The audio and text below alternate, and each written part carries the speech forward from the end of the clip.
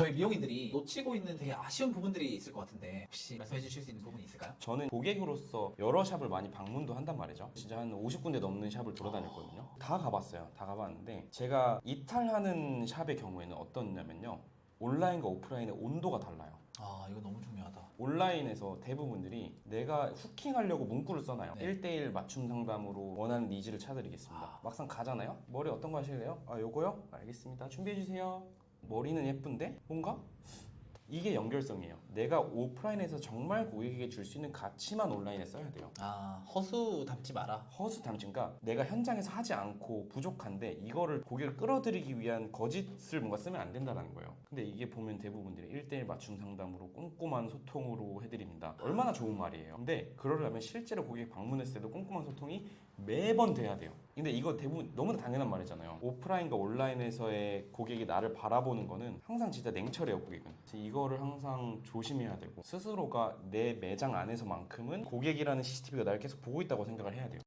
사람들은 기본적으로 손실회피 편향이라고 있어요. 손실회피 편향은 내가 이득을 보지 못한 것보다 내가 손해를 볼 거를 두려워해요. 쉽게 말해서 겨울철 난방비 줄이는 방법에 대한 컨텐츠를 만들고 싶은데 정석대로 가면 난방비 줄이는 방법 알려드릴게요 라고 제목을 쓰지만 불편을 자극하면 어떻게 되냐면요, 이 영상 안 보면 난방비 폭탄 맞습니다. 아, 피해가 오네요. 예, 컷도 레이어드 컷 안 망하려면 꼭 보세요. 당신의 펌이 항상 망했던 이유 알려드릴게요. 불편한 점을 자극해야 돼요. 그리고 여기에 기반하는 심리가 또 고객의 고민이죠. 특정한 상품을 구매하기 전에 고객은 이 헤어를 했을 때 내가 되고 싶은 이미지를 상상을 해요. 기술적으로 디스커넥션은 그냥 기술입니다. 기술보다 중요한 게 어떤 이미지가 될 수 있을지를 컨텐츠로 상상하게 만들어야 되는데 그거의 가장 촉발점이 고민이에요. 똑같은 허시컷을 해도 얼굴형마다 느낌이 다르잖아요. 얼굴형이 뾰족한 분들의 허시컷, 광대가 넓은 분들을 위한 허시컷. 결국엔 그 사람들도 고민을 한단 말이에요. 이 허시컷이 내가 해도 예쁠까? 실제로 고객이 나한테 오기 전에 어떤 고민을 할지를 생각을 해봐야 된다 이거예요.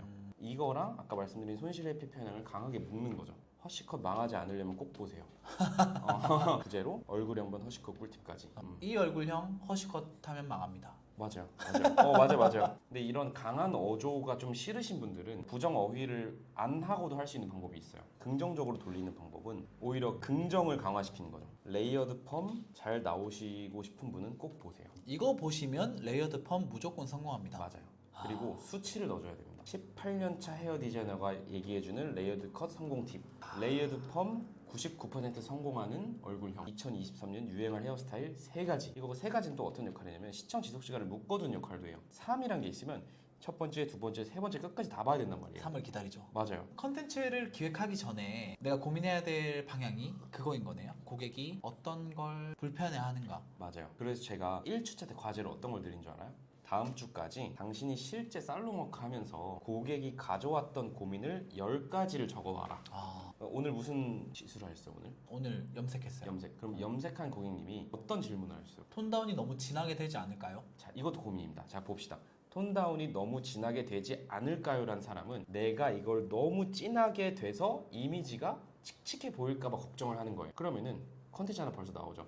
이미지가 칙칙해 보이지 않으려면 꼭 보세요. 그럼 반대로 얘기하면 이미지가 화사해 보이는 염색 종류 4가지. 이걸 봄이라는 계절감과 엮어볼게요. 봄에 형광등 켠 듯 얼굴 한 톤 밝아지는 염색 4가지. 내가 주시술이 뭐 아이비리 컷이다. 그럼 아이비리 컷에 공통적인 고민들이 있어요. 그럼 그거를 또 모아서 하나의 컨텐츠로 나오겠죠. 아이비리 컷 1000명 이상 잘라본 디자이너가 얘기합니다. 어떤 사람의 헤어 어울릴까? 그 다음에 그 고민들 이렇게 나열하면서 야, 이런 고민은 토크쇼로 해도 돼요. 컨텐츠는 진짜. 어마어마하게 많아져요.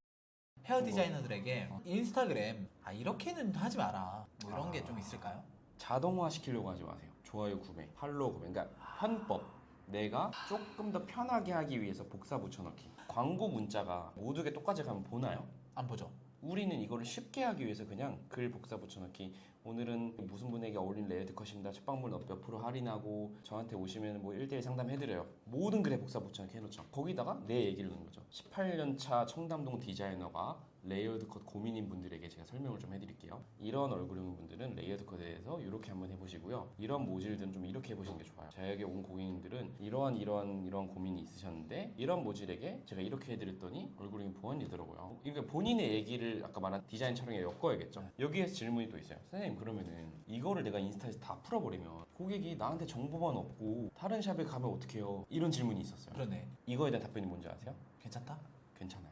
이 세상에 이제 새로운 정보란 없어요. 헤어에 막 콜럼버스의 대륙 발견이나 전구의 발견 같은 새로운 막 혁신이 있나요? 없죠. 이 클래식을 기반으로 누가 새롭게 재해석하냐, 어떤 사람이 좀 더 재밌게 푸냐의 차이지, 이미 정보들은 내가 말한 게 더 이상 새로운 건 아니다. 정보를 공유한 거에 두려워하지 말라고 말씀드리고 싶어요. 하나 더 말씀드릴게요. 그 스토리 같은 걸 보면요, 항상 맨 앞에 뜨는 사람들 있잖아요. 똑같아요. 네, 관계성이 높은 거예요. 근데 우리는 자동화되고 복사 붙여넣긴 컨텐츠를 지속해서 보지 않죠. 그리고 고객 입장에서 어때요? 헤어 컨텐츠를 맨날 보고 싶어 하지 않아요. 한 달에 한 번, 일주일에 한 번 그냥 나 이거 해볼까라는 마음으로 한 번 들어가는 거지, 그 스타일이 내가 마음에 들어서 저장해 놓으면 끝나죠. 거기 안에 더 머물 이유가 없어요. 근데 제가 말씀드린 그 사람의 철학을 넣고 이 사람이 고객에게 불편한 요소, 고객이 고민된 요소를 다 피드에 큐레이션을 해놨어요. 그럼 어떻게 될까요? 오, 여기 정보가 다 있네? 오, 이 사람 계정 팔로우해놓으면 내가 정보를 받아볼 수 있겠다. 이게 타깃이 좁혀지면 더 좋죠. 남성의 짧은 머리에 대한 정보를 다 올려놨다. 짧은 머리 하는 사람들이 그 계정에 관계성이 높아지고, 그럼 관계성의 척도가 높으면은 그 유사한 계정을 팔로우하는 사람을 계속해서 그 계정이 추천이 돼요. 관계성 수치는 내 팔로워들을 어떻게든 내 게시물에 보게 하고 머물 수 있게 하는 아주 중요한 척도입니다. 그게 길러지 않아진 상태에서 좋아요랑 팔로우를 구매하는 게 무의미한 최악이다. 최악이죠. 인스타그램 알고리즘 상에서 초기 반응이라는 게 있습니다. 네. 인스타그램 바보가 아니에요. 내가 예를 들어서 모든 게시물에 외국인 좋아요 1000개를 구매한다고 해볼게요. 그럼 인스타그램에서 이런 생각을 합니다. 이 계정에서 30분 안에 어떤 초기 반응을 볼 건데, 내가 팔로워가 1000명이라고 쳐볼게요. 초반에 그 1000명이 올리는 순간에 다 들어와 있는 게 아니잖아요. 예를 들어서 10분의 1만 그 시간에 들어와 있다고 칩시다. 그럼 그 100명의 피드에 먼저 내 게시물이 쭉 뜨겠죠. 그럼 인스타그램이 로직이 봤을 때 30분 안에 10분의 1 정도가 이 게시물을 보는데, 그 안에서 또 반응률을 따질 겁니다. 시청 지속 시간이라든지. 그럼 이게 예를 들어서 좀 높아요. 그러면은 나머지 900명이 인스타그램에 순차적으로 들어왔을 때 내 게시물을 비교적 더 올려주고 할 가능성이 높은 거죠. 초기 반응이 낮은 경우에 예를 들어서 1000명 중에 100명이 초반에 들어와 있고 내 걸 받고 팔로우를 구매를 해서 5000명을 샀어요. 그럼 5000명은 죽어있는 숫자죠. 그 유령 계정이 내 걸 뜨면서 그냥 지나갔어. 그럼 인스타그램 봤을 때 4500명 중에 100명만 반응을 하네. 아까는 그러면은 50%의 반응률이었는데 이거는 4,500명 중에 100명이면은 5%도 안 되는 사람이 반응하는 콘텐츠구나. 인스타그램은 절대 가치적으로 이게 좋고 나쁜 콘텐츠 판단할 수 없어요. 이게 예쁜지 이게 예쁜지 구별을 못 해요. 오직 반응률, 인게이지먼트와 시청 지속 시간으로만 판단을 합니다. 그럼 이걸 봤을 때 이 게시물은 대부분의 사람들이 그냥 스쳐 지나간 영상이면 굳이 다른 사람이 왔을 때 더 이거를 안 띄워줘도 되겠다. 이 사람이 나만 팔로우하기 아니라 수많은 몇백 명 사람 팔로우할 텐데 이 몇백 명의 콘텐츠가 평균 시청 지속 시간이 더 높고 반응률이 더 높으면 당연히 이 콘텐츠를 위에 보여줘야 이 사용자도 인스타그램을 재미있는 콘텐츠가 모인 공간이라고 생각을 하는 거잖아요. 그러니까 인스타그램의 전체적인 로직에서 봐야 돼요. 인스타그램은 좋은 콘텐츠, 재미있는 콘텐츠, 사람들이 많이 머물고 있는 콘텐츠를 무조건 위에 띄워줘야 자기들이 삽니다. 결국엔 재미가 내 철학에서 나와야 된다. 그래서 너무 짧게 설명을 했는데 길게 이렇게 나왔는데 저 확실히 이해했어요. 마지막인데, 제가 지금 인스타그램 알고리즘 학습을 해봤는데 좀 보실래요? 부계정으로 네. 알고리즘을 바꿀 수 있는지를 체크를 해봤거든요. 고정되어 있는 알고리즘이 노력에 의해서 바뀔 수 있냐? 네, 5분 만에 바뀌었어요. 지금 보면 원래 이런 차량 계정만 팔로우를 하다가 제가 5분 정도 의식적으로 고양이들만 팔로우를 하고 안에서 머물다가 초 있다가 나오고 네. 하니까 지금 절반 이상이 다 고양이만 보이잖아요. 고양이밖에 없어요. 동물밖에 안 보이죠? 네. 근데 이게 이전 피드가 어땠냐면요, 이게 피드였어요 전에. 근데 이게 알고리즘이 학습을 안 한 거예요. 근데 여기다가 제가 일부러 고양이만 계속 누르고 하다 보니까 4시간 뒤에 들어가 보니까 바로 피드가 바뀌어 있는 거예요. 바뀌네. 고양이들로.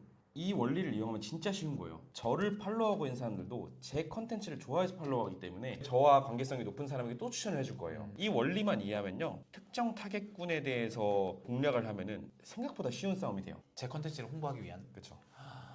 우리는 인스타그램이 없어져도 살아남을 수 있는 방법을 채택해야 됩니다. 싸이월드 시대에 가입자가 2천만 명이 넘었거든요. 대한민국의 절반 이상이 가입했던 SNS도 한순간에 몰락을 했잖아요. 인스타그램을 도구로 그냥 활용을 해야지, 이 안에 갇혀가지고 여기에 지배를 당하면은 나중에 10년 뒤에 인스타그램에서 다른 플랫폼으로 넘어가요. 거기 가서 또 처음부터 해야 되는 거예요. 내 철학이 뚜렷하면요, 거기서 그냥 내 걸 똑같이 풀면 돼요. 그래서 철학이 뚜렷해야 되는 이유입니다. 사람은 결국은 그 사람의 철학에 반응하거든요.